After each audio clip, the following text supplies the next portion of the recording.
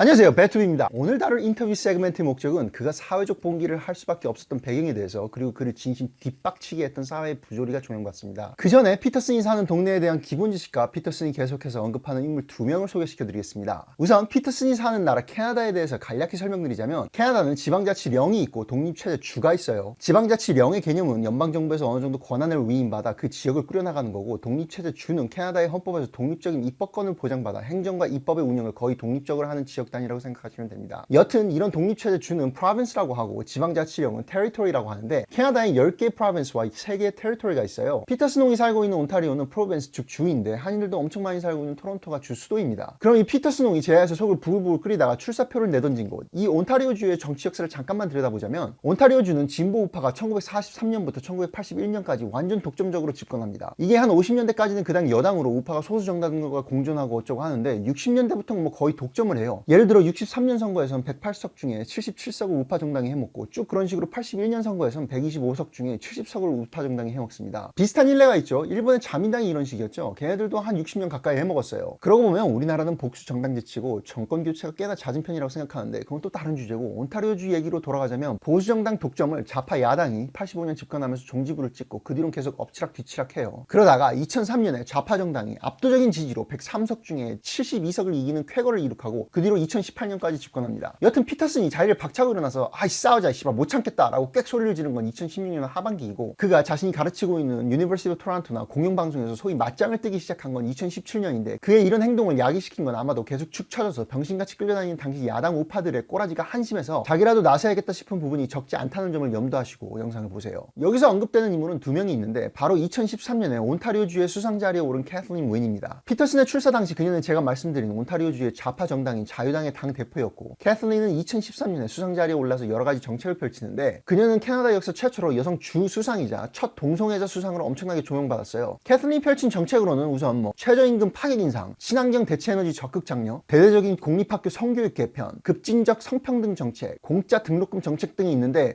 씨발 대잡인가? 그와 대립되는 우파 정당의 대표는 당시 패트릭 브라운이었는데, 유화적인 정책으로 당내에서도 소음이 잦았습니다. 이 사람에 대해서는 짧게 언급만 하고 바로 영상으로 가시죠. 뒤에 총정리 있습니다. Well, the tolerance issue is interesting because what tolerance means is I'm stupid and flawed, and so are you, so I'll make you deal. You don't harass me too much about my stupidity and flaws, and I'll try to leave you the hell alone too. And that's a pretty good deal for everybody. So that's the tolerance issue, right? It's we're all flawed, and if we demand too much of one another in terms of perfection and unity of belief, or even unity of thought, or even coherence of thought, then we're going to end up permanently at each other's throats. So we should just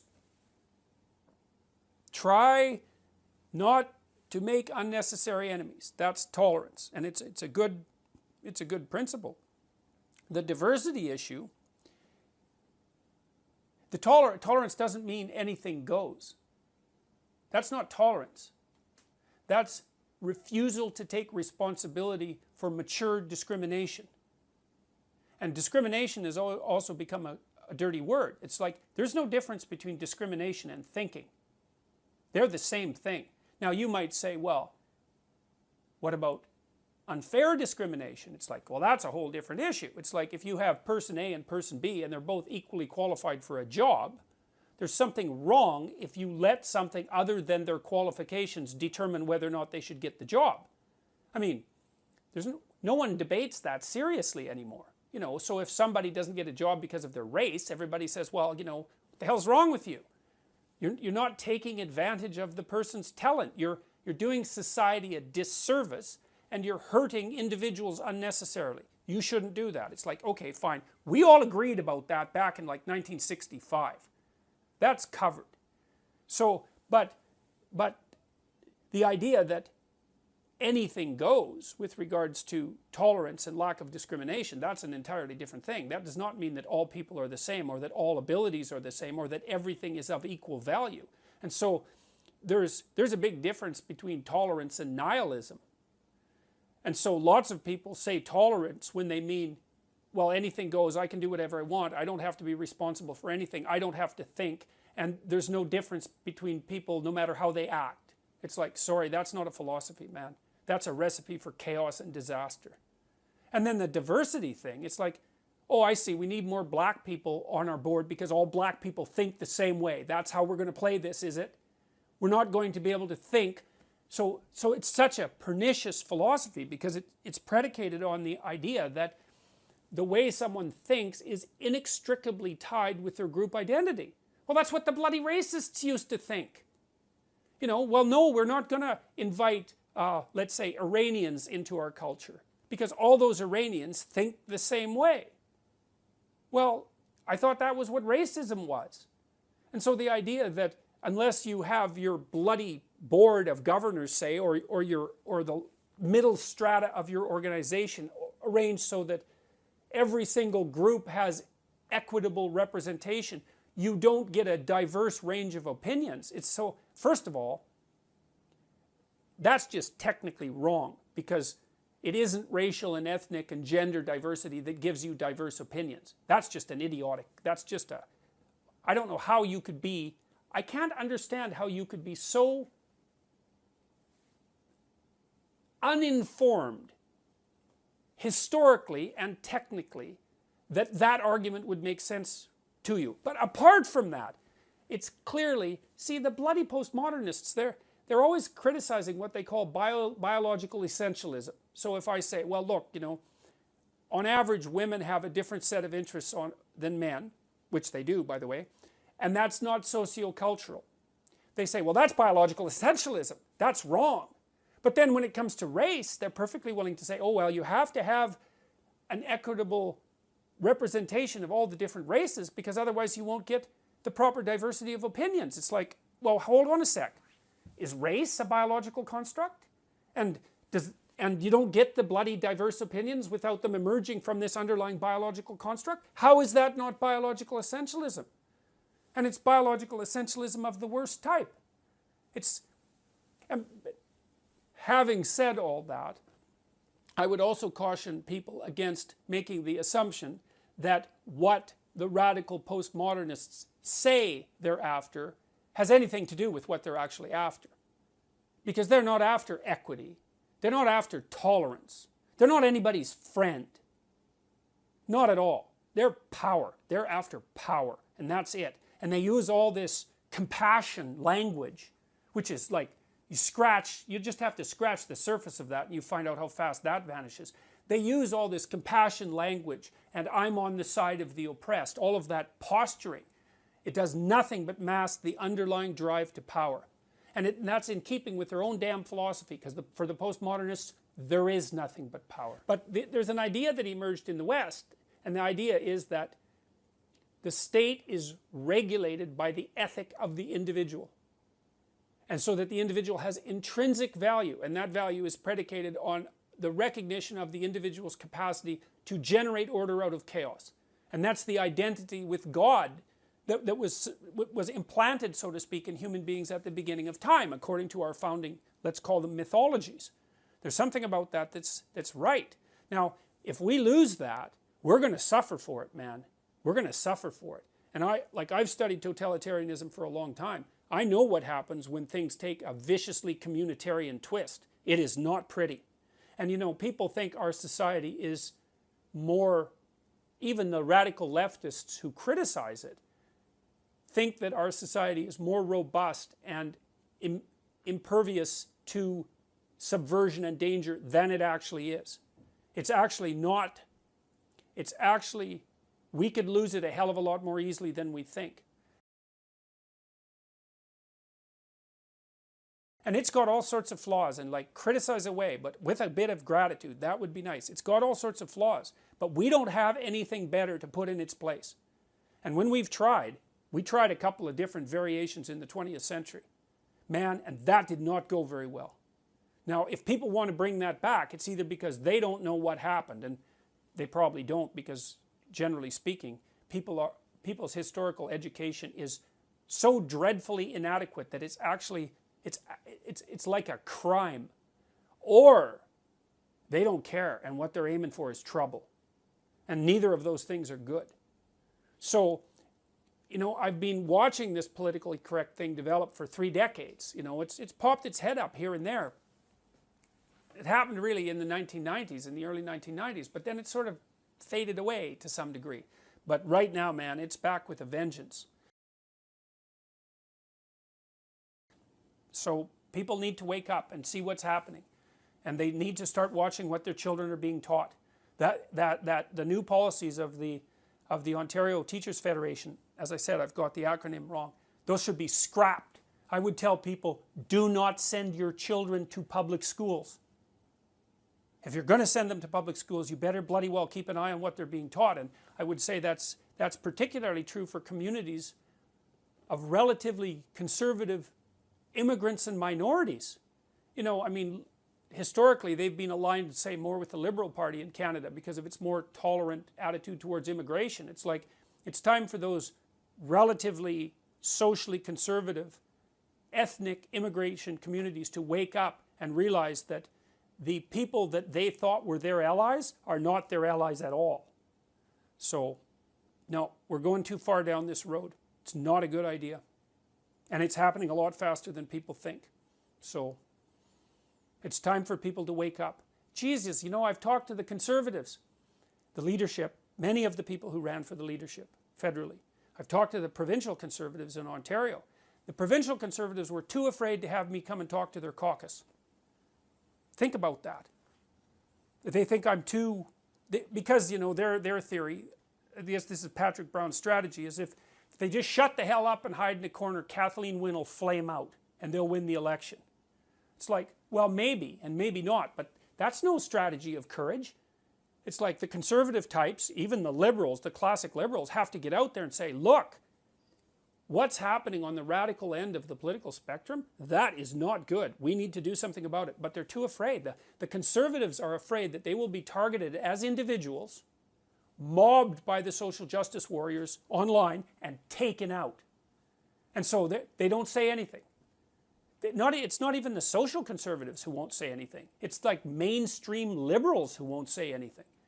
Well, as soon as people, so now the journalists are censoring themselves. They've already told me that. The politicians are censoring themselves. It's like, what the hell? What's going on? And and what's really awful about it is it's a very small minority of people who are basically producing this movement forward. It's probably no more than about 5% of the population. So, and the other thing that's so interesting is if you push back against them hard, they just fold. I can't even get the social justice types to debate me. They won't do it. Now, they don't believe in debate. So why would they debate? They only believe in power. But like when I went to Queen's University to talk to the law students there about Bill C-16, from what I gathered, all of the law professors were invited to debate me. Now think about it. I'm not a bloody lawyer. I'm no law professor. I'm talking about legislation. Like a good lawyer should have been able to come out and just have twisted me into knots and sent me home in a cast.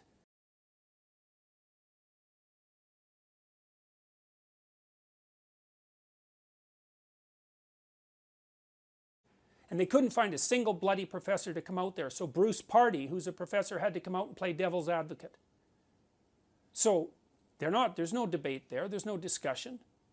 So this small minority, they're well situated. They have a philosophically driven agenda. They're motivated personally by resentment and power. But there aren't that many of them, and they're bloody cowardly. And if you face them down, they'll run away. So I would say we should face them down before they continue to wreak the kind of havoc that they're already wreaking on our society. And we could certainly start with Kathleen Wynne and her coterie of radical postmodernists. So we should chase every single liberal, every single provincial liberal should be taken out of the Ontario legislation in the next election. That would be a good outcome. That would be a message. It's like, don't muck about with the structure of the family.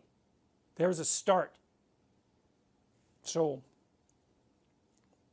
yeah, well.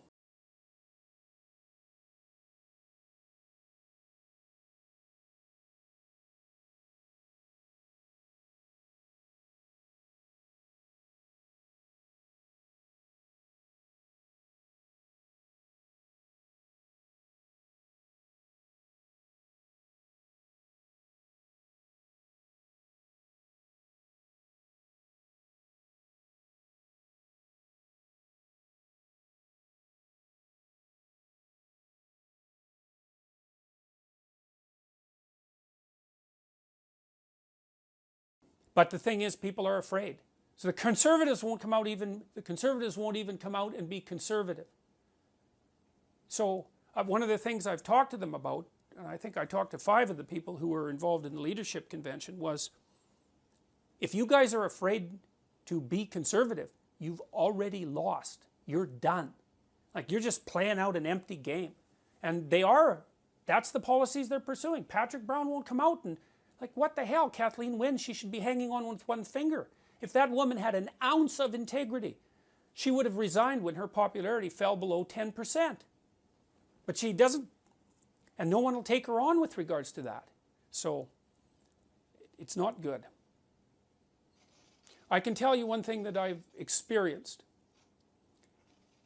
If you're not happy with the kind of policies that your company is putting in place, or the bureaucracy that you work in, or your government, or any of those things, if you're not happy about it, and you wait, the probability that you'll become more unhappy is extraordinarily high.